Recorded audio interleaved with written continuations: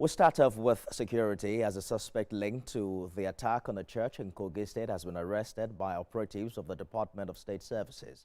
The suspect, identified as Shafiu Usman, is said to have been the mastermind of the December 2025 deadly assault on the first Ecwa church in Kababunu local government area of the state during a worship service. Eyewitnesses say the gunmen arrived while the service was in progress, firing indiscriminately to cause panic among congregants and forcing many worshippers to flee. His arrest comes a few days after the DSS announced the arrest of Salim Yusuf, linked to the June 2022 attack on St. Francis Catholic Church in Ecwa, in Ondo State.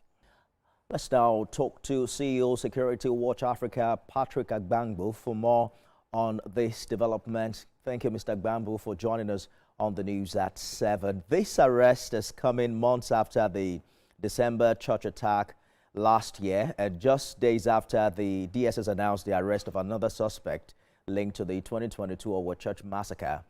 What does this tell us about DSS surveillance capabilities? Are we seeing improved long-term tracking of terror suspects, or were the suspects operating undetected within communities for years? Yeah, thank you. It's a plus for the security sector in Nigeria, and a plus for the DSS and the government that their tracking system is becoming more effective. And it also tells that no matter how long you run, you'll definitely be caught. So those two significant arrests have confirmed that definitely you'll be caught to pay the price for crime committed. So it's something that Nigerians are happy with, and they look forward to improving on whatever operations they are carrying on now, so that these criminals can be taken off the society.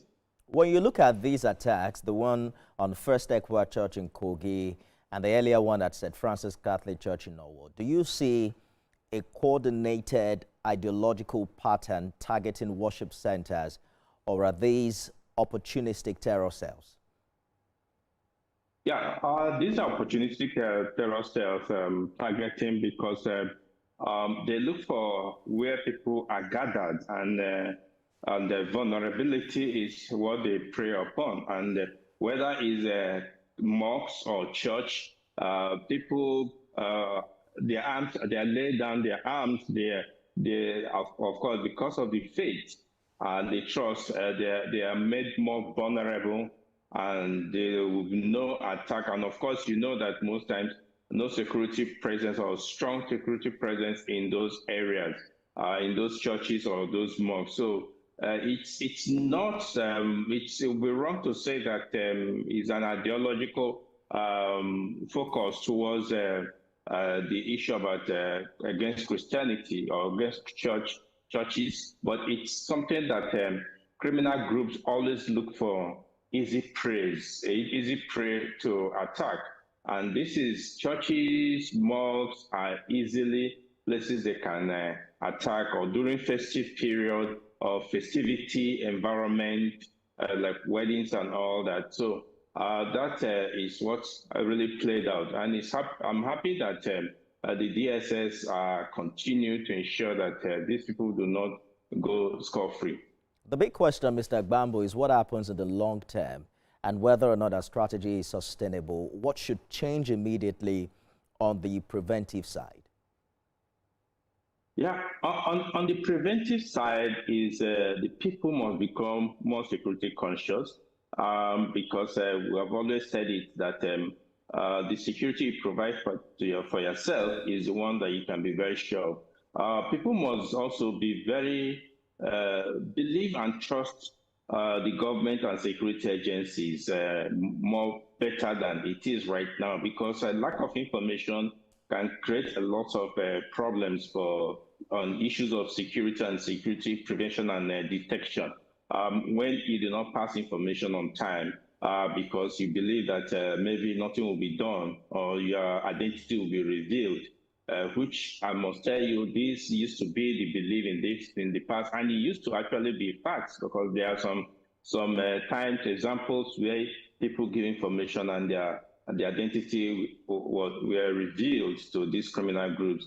But that is past now because there are so many ways you can pass this information discreetly without your identity being revealed. So then, on the part of the security agencies, presence is important. We must have our security agencies make themselves available for the communities to relate with. It's gone at the time when there should be gap between the community and the security agencies. There must be synergy to ensure that this time around they are trusted. And with these actions, with these results that are coming out, I believe that the citizens will become more trusting. They will trust the security agencies more than ever before. So it's something that is a cheering news, and it's something that all Nigerians must support and ensure that those things that put us on the way of arm's way must be eliminated. And like I said, I've always said it that these attacks happen in some remote areas where access is almost is very difficult. We must ensure that if we must carry out any activities in those areas, we must let the security agencies know so that security will be at least close by in case of any incursion.